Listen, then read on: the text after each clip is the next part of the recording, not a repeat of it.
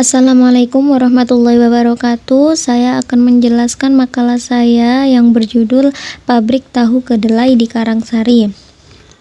Latar belakangnya, zaman semakin berkembang dengan pesat. Teknologi semakin berkembang, begitu juga dengan ilmu pengetahuan.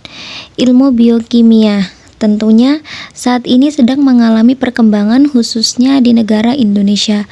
Peranan ilmu biokimia bagi kehidupan manusia sangat luar biasa, bahkan hampir dipentingkan di kehidupan bermasyarakat.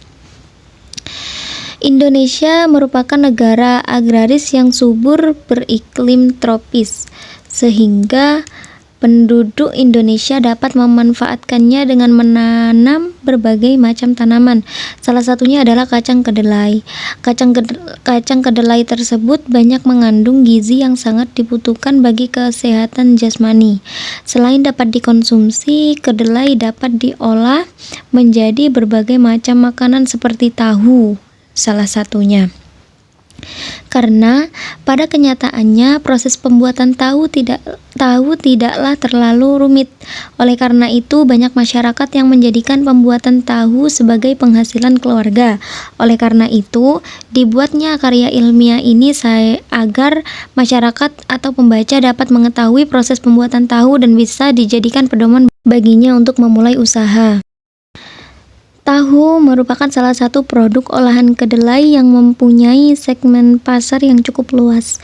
Hal ini terbukti dengan adanya berbagai macam jenis tahu yang dijual di pasaran, seperti tahu Sumedang, tahu isi, dan perkedel tahu. Proses pembuatan tahu sangat sederhana dan mudah sehingga banyak dilakukan oleh industri rumah tangga. Namun, karena banyak dilakukan oleh pengusaha kecil, kualitas dan kuantitas produk akhir-akhir ini tidak stabil. Proses pembuatan tahu skala rumah tangga umumnya masih dilakukan dengan cara tradisional atau manual, terutama pada proses pemerasan sari kedelai. Tahu merupakan salah satu produk makanan yang sudah populer di masyarakat Indonesia. Sejak dulu, masyarakat Indonesia terbiasa mengonsumsi tahu sebagai lauk pauk, pendamping nasi, atau sebagai makanan ringan. Tahu menjadi makanan yang sangat diminati oleh masyarakat Indonesia karena rasanya enak dan harganya juga relatif murah. Tahu mengandung beberapa nilai gizi seperti protein, lemak, karbohidrat, kalori, mineral, fosfor, dan vitamin B kompleks. Tahu juga kerap dijadikan salah satu menu diet rendah kalori karena kandungan hidrat arangnya yang rendah. Dari latar belakang yang sudah saya sebutkan, maka dirumuskannya berbagai permasalahan sebagai berikut. Yang pertama, asal-usul tahu. Yang kedua, faktor-faktor dalam pembuatan tahu sama dengan tempe. Yang ketiga, bagaimana proses pembuatan tahu. Nah, yang pertama saya akan menjelaskan asal-usul tahu. Tahu dibuat dari kacang kedelai yang difermentasikan dan diambil sarinya, berbeda dengan tempe yang asli Indonesia.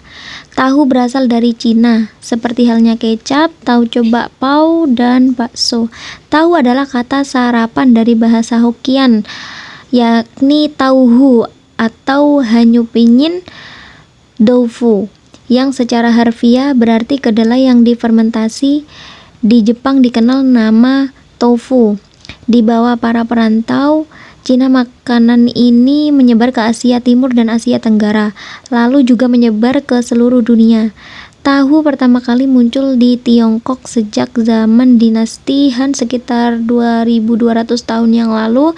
Penemunya adalah Liun An yang merupakan seorang bangsawan, cucu Kaisar Han Gaozu. Liu Bang yang mendirikan dinasti Han. Liu An adalah ilmuwan, filosof, penguasa, dan ahli politik. Ia tertarik pada ilmu kimia dan meditasi tadium. Para ahli sejarah berpendapat bahwa kemungkinan besar Liu An melakukan pengenalan makanan non-daging melalui tahu, dan kemungkinan besar Liu An mendapatkan tahu dengan nigari atau air laut dan menjadi kental seperti tahu saat ini. Kemudian, hal-hal yang mempengaruhi keberhasilan dalam pembuatan tahu tempe kedelai. Tempe kedelai merupakan salah satu hasil industri rumah tangga. Banyak dari masyarakat yang memproduksi tempe kedelai dari skala kecil hingga menengah dan mendistribusikan ke kalangan masyarakat luas. Untuk produksi tahu tempe kedelai dalam skala besar masih diproduksi oleh perusahaan atau koperasi usaha bersama. Pada zaman dahulu, tahu kedelai masih dibuat dengan cara tradisional dan dengan kapasitas yang terbatas. Seiring dengan berjalannya waktu, cara pembuatan, kemasan, serta cara memasarkannya telah mengalami perubahan. Hal yang paling mendasar dalam pembuatan tahu tempe kedelai adalah proses pembuatannya yang memakan waktu lama dan mengutamakan kebersihan. Jika dalam prosesnya tidak memperhatikan kaidah pembuatan tahu tempe kedelai yang baik, maka hasilnya tidak akan memuaskan. Meskipun nampak sederhana, ternyata dalam pembuatan tempe kedelai membutuhkan kebersihan, ragi yang baik, bahan baku yang berkualitas, dan sarana prasarana yang memadai agar mempunyai tingkat keberhasilan yang tinggi. Kemudian faktor-faktor apa saja sih yang menyebabkan pembuatan tahu tempe gagal? Nah, yang pertama adalah kualitas kedelai. Kedelai merupakan bahan utama pembuatan tahu tempe. Perlu diketahui bahwa tidak semua jenis kedelai dapat digunakan. Kedelai yang digunakan sebagai bahan pembuatan tempe biasanya berwarna kuning agak kecoklatan. Intinya, dalam membuat tahu tempe kedelai yang berkualitas sangat dibutuhkan untuk menghasilkan tahu tempe yang juga berkualitas. Yang kedua, kadar kandungan air. Kandungan air juga mempengaruhi proses pembuatan tahu tempe. Nah, jika pembuatan tempe, kadar airnya terlalu banyak, yang dikhawatirkan bukan hanya jamur tempe yang akan tumbuh, tetapi juga akan ditumbuhi jamur busuk. Maka dari itu, kamu perlu menekannya dengan benar. Sebaiknya sesuaikan takaran air dengan jumlah atau banyaknya kedelai yang akan dijadikan tempe. Dan sebaliknya, jika kadar kandungan air dalam pembuatan tahu berkurang, maka dapat mempengaruhi kegagalan proses pembuatan tahu. Yang ketiga, suhu ruangan fermentasi. Suhu ruangan sangat berpengaruh terhadap proses fermentasi tempe. Hal ini juga yang akan menentukan berhasil atau tidaknya pembuatan tempe. Yang keempat, faktor kelembapan. Selain suhu, kelembapan juga berperan penting agar jamur Rhizopus dapat tumbuh. Kelembapan udara pada tempat fermentasi tempe disimpan sangat menentukan keberhasilan pembuatan tempe.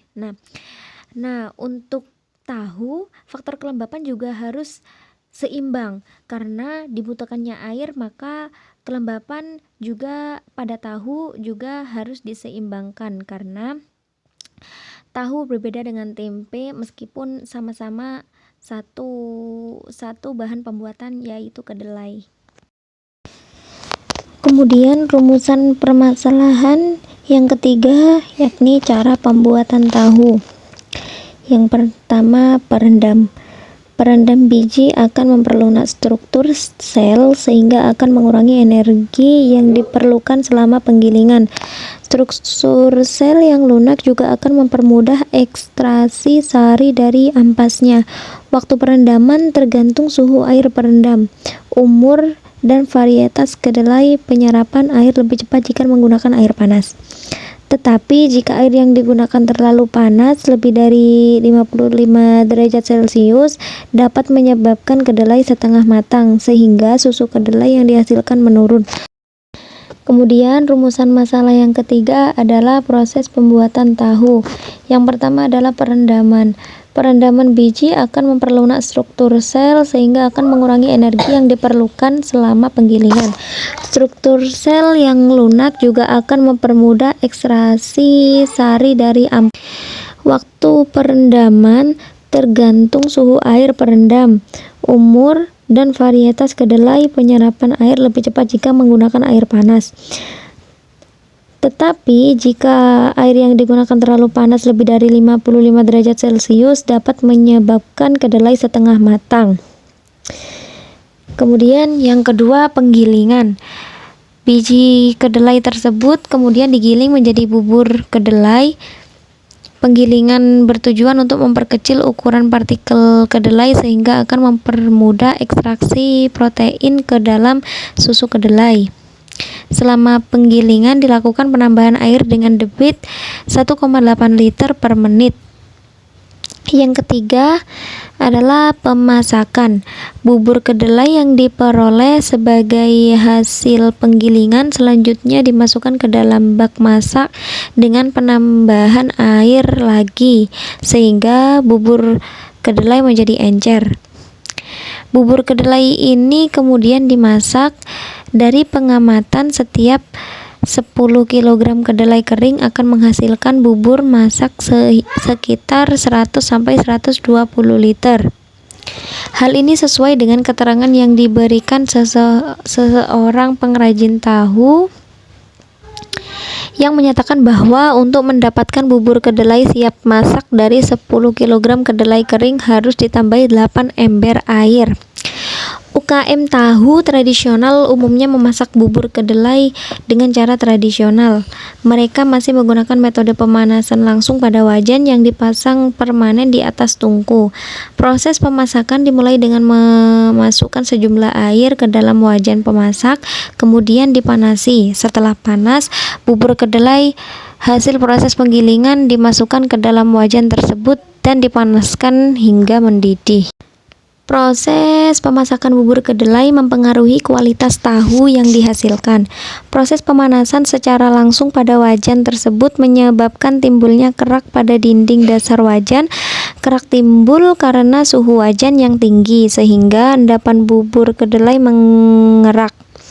Bila diaduk, kerak ini akan bercampur dengan bubur kedelai sehingga menjadi kotor dan berwarna gelap kecoklatan. Kerak tersebut menimbulkan bau sengit yang akan menyebar ke seluruh bubur kedelai. Bau tersebut akan terbawa hingga akhir proses, yaitu pencetakan. Tahu yang dihasilkan dari proses tersebut berwarna gelap dan berbau sangit. Kemudian proses penyaringan. Bubur kedelai yang telah dimasak kemudian disaring untuk mendapatkan sari kedelai. Penyaringan yang umum dilakukan dengan melakukan bubur kedelai di atas kain belacu atau mori kasar ataupun kain sifon yang sengaja dipasang di atas bak penampung. Kemudian dilakukan pemerasan dengan memberikan papan penjepit dan diberi bahan sekuat-kuatnya agar semua air yang berada pada bubur kedelai terperas secara sempurna. Bila perlu, ampas saringan diperas lagi dengan menambahkan sejumlah air. Menurut pengrajin tahu di Karangsari, penyaringan dilakukan dengan menaruh bubur kedelai pada keranjang yang dilapisi kain belacu, kemudian diaduk hingga cairannya keluar. Kemudian proses pengasaman. Proses pengasaman atau lebih dikenal dengan penggumpalan belum menggunakan alat mesin. Penggumpalan atau pengasaman adalah proses selanjutnya setelah proses penyaringan bubur kedelai masak untuk mengumpulkan sari kedelai. Para pengrajin menggunakan bahan asam yang dinamakan bibit.